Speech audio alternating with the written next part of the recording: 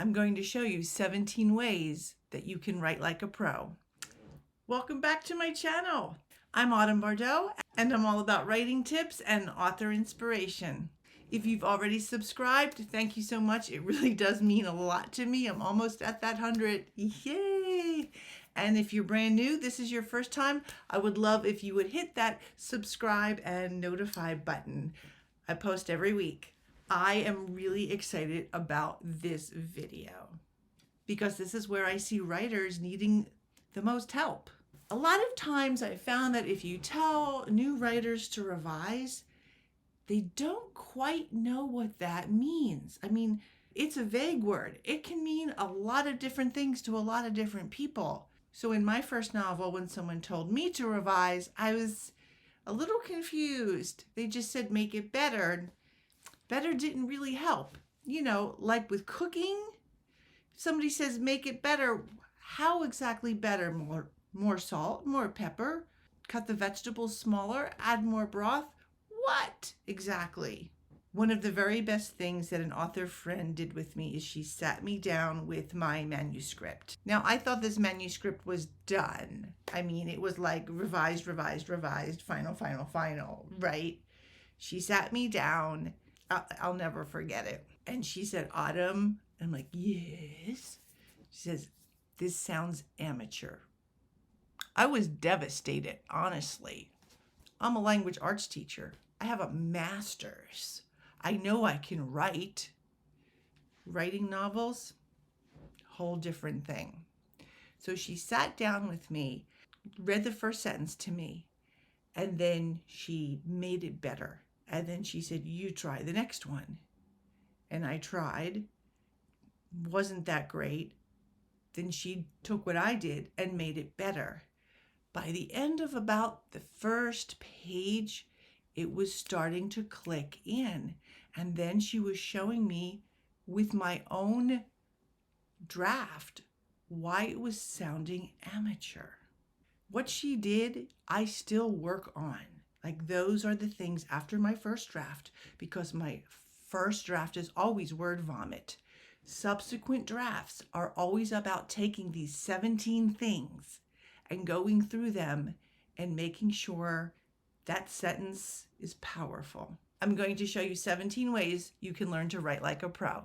Before we get started on those 17 things, I hear a lot of banter on Facebook about people saying, I sent it to an agent, I sent it to a friend, they said it was horrible. How can they tell? They only read a paragraph. A lot of agents will tell you they can see if you can write in a paragraph.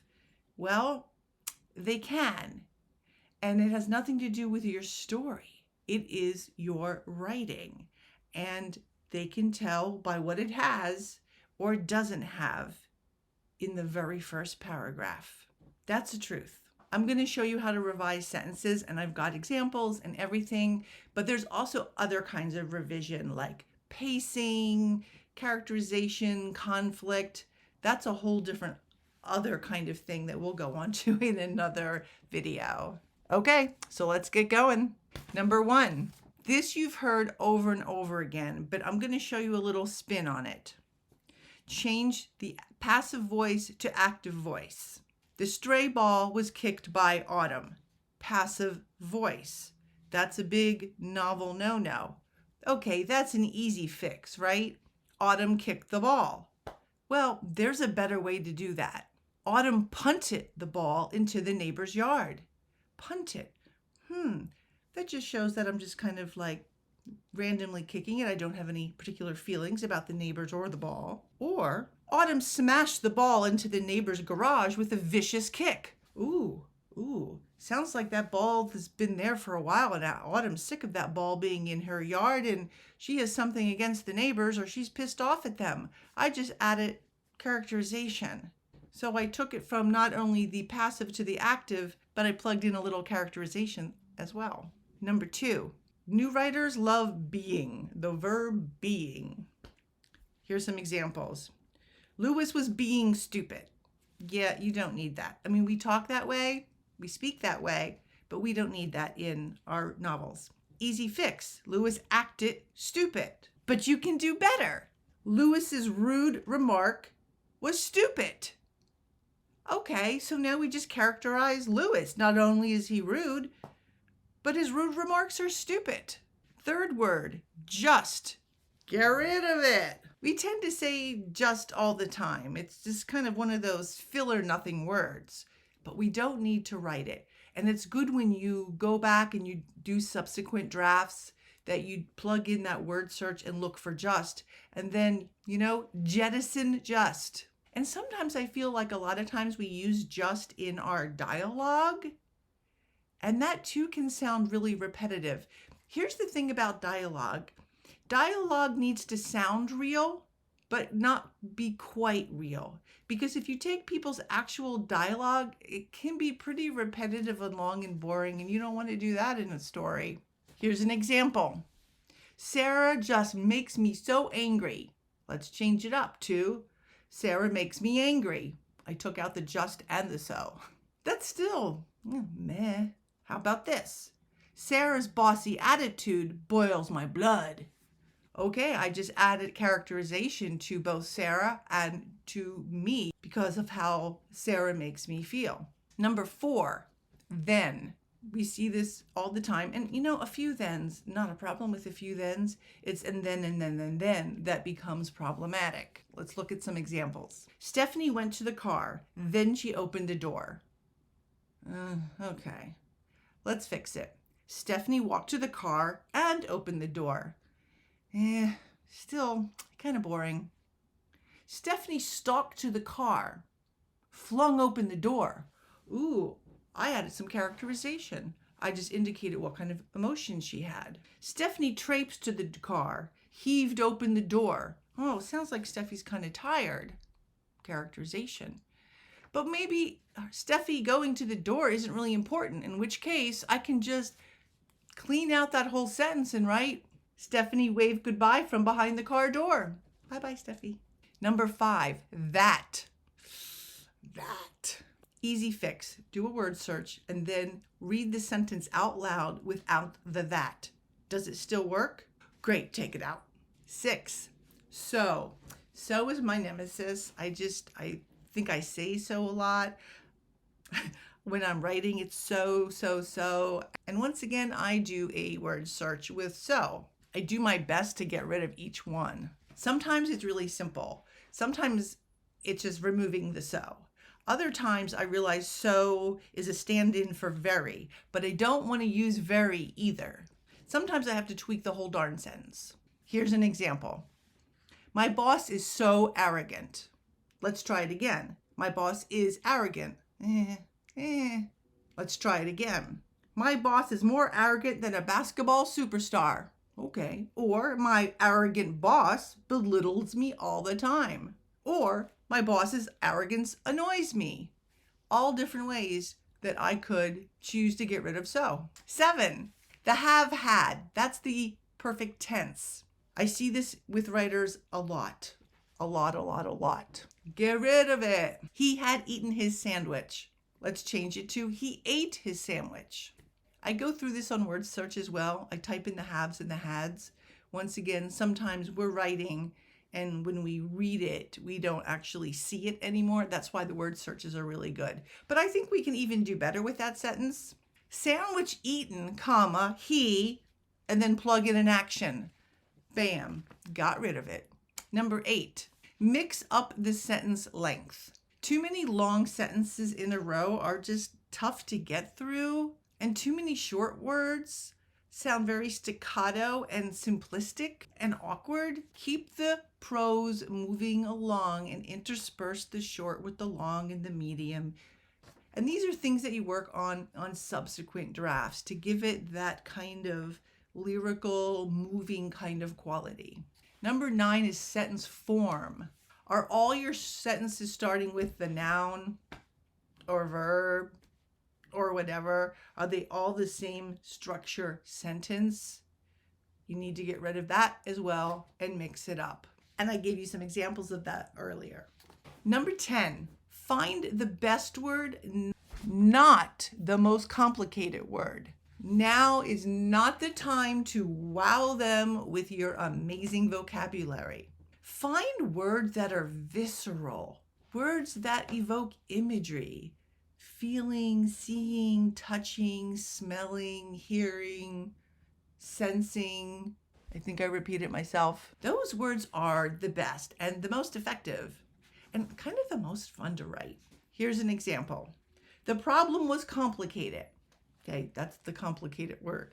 That's okay. There's nothing wrong with that sentence, but you can make it better. The problem was thorny. The problem was knotty. The problem was maze-like. The problem was as putrid as a dumpster. A lot better than complicated. 11. You need more there in your sentence. Check out the previous examples. It's using sentences to convey more, to convey that character, the emotion, the conflict, to foreshadow, to add suspense. 12. Pay attention to tone and mood. Tone usually refers to your entire text, your entire manuscript. It's more of your tone when you're writing it. Serious, overly dramatic, funny, charming, romantic. There can be different moods in scenes. For example, Goddesses Inc. is a dramedy. So one of the things that I did during third and fourth drafts is to put more sass, more fun into those individual lines. It's a dramedy. It's got comedy. It's got dramedy. I needed to punch up those lines and make you want to laugh at whatever was happening, even if it was drama. I need to make it snappier. I needed to make sure that the prose was reflective of the tone. 13, using too many words to say too little. I see this once again all the time with new writers. And I actually pulled an example from, I don't remember where, Facebook maybe? And it was a person's question. So it wasn't actually their prose, but it was a question. But I'm going to read it. You can see how many issues you find with it and then how I shortened it. Here it is. I'm in the process of writing a sci-fi novel, and I've gotten to a point where I have a really particular question about NASA technology that Google just has not helped with. Have any of you reached out to specialists, professors while doing research? How do you come across as legit if you've never been published? I'm just some dude writing a story that may, optimistically, or may not see the light of day. How do I come across as professional when reaching out to experts? Wow, okay, that was a lot of words, and here's how I shortened it. I'm writing a sci-fi and have a question about NASA technology. Google is not helpful. Should I reach out to professors? Any suggestions? Whole lot less words. You saw what they had. They had the really, they had the I've gotten, that's I have gotten. Just I'm at a point would have been fine. Sci-fi novel, I'm just writing science fiction. I'm looking at this newbie writer and I'm thinking you're going to have a lot of rewrites ahead of you. A lot of times my editor for my traditionally published work will like highlight a particular half a page sometimes, and she'll just say tighten, which means I need to take that half a page and shrink it way down. Sometimes she'll even tell me, can we make this half as long, a fourth long? Can we make this 2 sentences? However she read it, either it, didn't hold her interest, as interesting as I thought that paragraph was, right? Or she felt it just wasn't doing anything for the story itself. And so she calls it tighten. And that's what a lot of new writers need to learn to do, is to tighten that sentence, tighten that paragraph. 14, hook where you can. Add in a hook. A lot of amazing authors will tell you this as well. It was one of my big time newbie blunders. So since I knew what was coming, I kind of ruined it for the reader and didn't add that layer, that level of suspense that I could have. You want to make the reader read the next sentence. And they want to read the next sentence because they've got questions. They have lots of questions and they need to figure out, wait, what? So here's an example. When I was a newbie, I would have written something like this. I balled my fist when Jason, the guy who stole my dream job, walked into the room. Boring. Try this. When Jason walked into the room, I balled my fists. The reader's going to think, why? Tease out the next few lines. How dare he? My fists clenched even tighter. What's wrong? Asked Beth. That guy stole my dream job. That sentence is actually a lot longer, but it teases it out. So you're adding that suspense. 15 is semantic repetition. He stood up. She sat down. Up is repetitive, and so was down in this case. Just right, he sat. He stood. Or, make it better, she plopped into the chair. She sunk into the sofa. She perched on the chair. Gives you different feels, adds characterization, gives you some clues about what they might be feeling.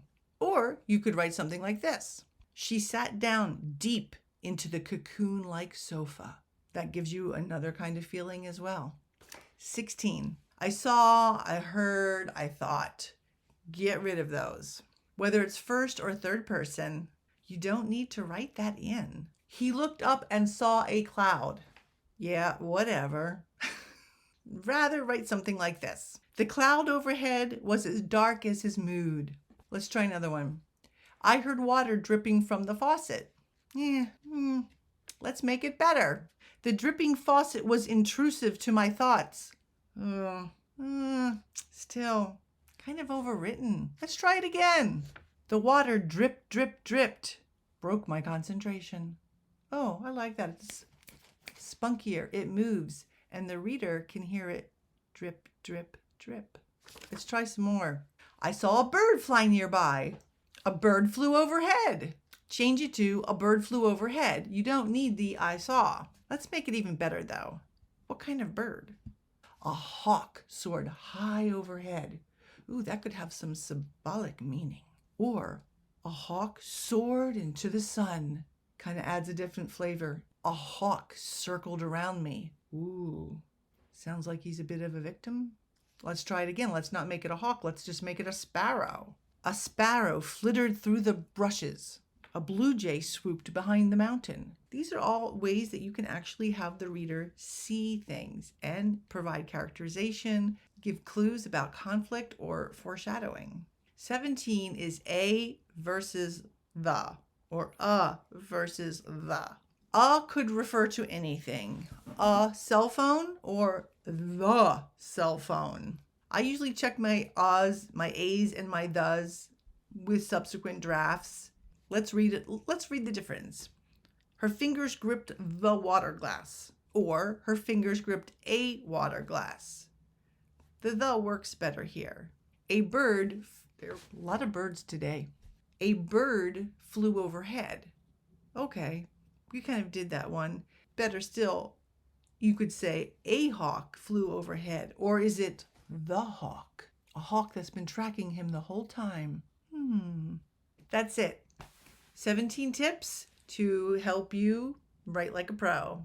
It's hard work. For me, I think that is the fun of it. I think I have the most fun with my second and third drafts just because I get to play and manipulate my sentences to really create that mood and tone that I'm going for, to find ways to put in more characterization, to immerse the reader in the experience of exactly where I am, what's happening, and what's going on in the characters' lives.